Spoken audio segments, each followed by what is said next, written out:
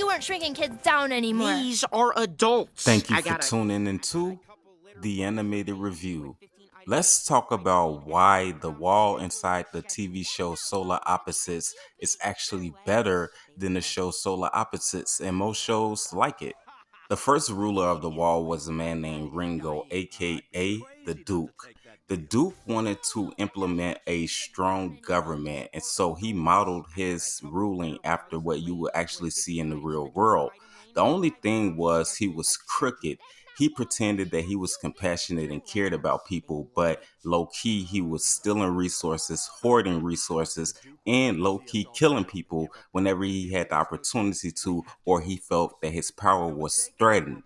And so he made it very uncomfortable for people living inside the wall, even though he pretended that he wanted to help them. We need insulin. My dad is dying. I'd be crazy not to take that deal. Hey, get some sugar shots for my friends here. Thank you so much. But as with all rulers who take too much power and put down too much oppression, the people began to rise up. And so you had a revolution of sorts, and it's a rebellion within the wall to get back the very freedom that had already been taken from the people to begin with.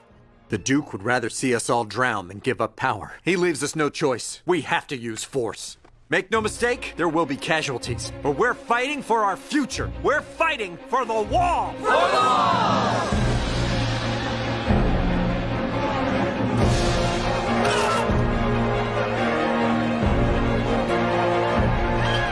You have to think about that. These people had been shrunk down to minuscule size. They had been robbed of everything, everyone that they knew, and then placed inside of a place they had never been before and naturally should not be inside of a wall and containers. And then you have this man come and take the very last freedom that they have. So that was an issue.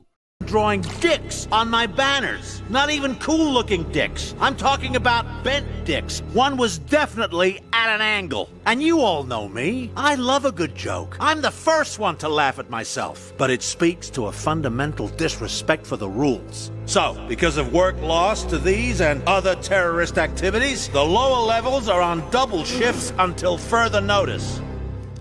To address the ongoing cloth shortage, I hereby order that everyone donate their underwear. Gross, I know, but necessary. That's where Tim comes in. Tim is the good guy. He is the antithesis of what you will see from the Duke.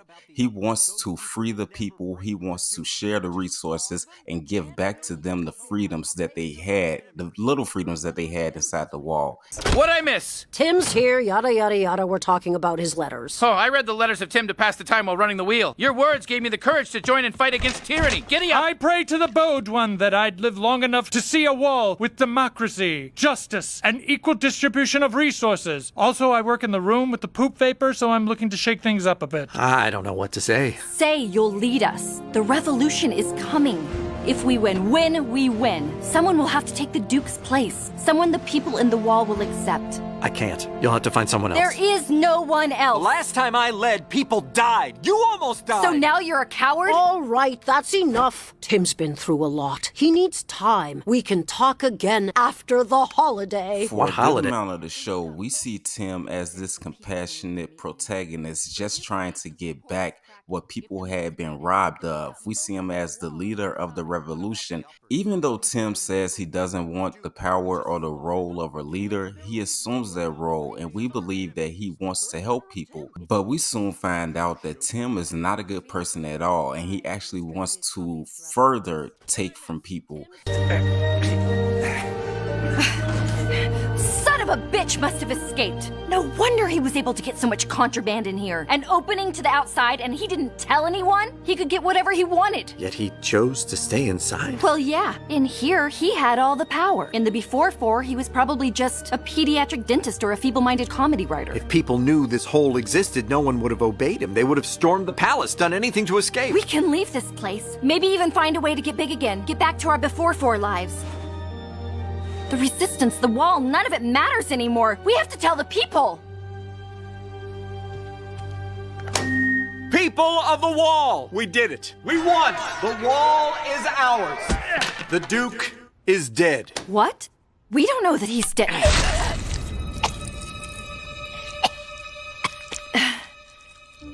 Solar Opposites is unique in that we've seen other cartoons that had cartoons within cartoons, like the Itchy and Scratchy show within Simpsons. However, we've never seen a show within a show with so much detail, a thorough storyline, so interesting, and the people within the wall are living within what we would call an post-apocalyptic society. Not even cool looking dicks. I'm talking about. But it's all within the same show. That's what makes Solar Opposites in this aspect so unique. It's a high level of science fiction in a cartoon that probably shouldn't make sense. We have a cartoon that is bizarre just on its face to start off with. We have these aliens from another world who don't have a gender specifically, and we don't necessarily always understand their relationship, but we know that they have one and that they're family. And I don't think there will ever be another show that has a cartoon like this that reaches the level that The Wall has with the audience that it has watching the show. But that's just my 2 cents. Tell me what you think. Press that subscribe button. I see a lot more of you have done so. I appreciate it. As always, thank you for tuning into the Animated Review. Relax, they love it.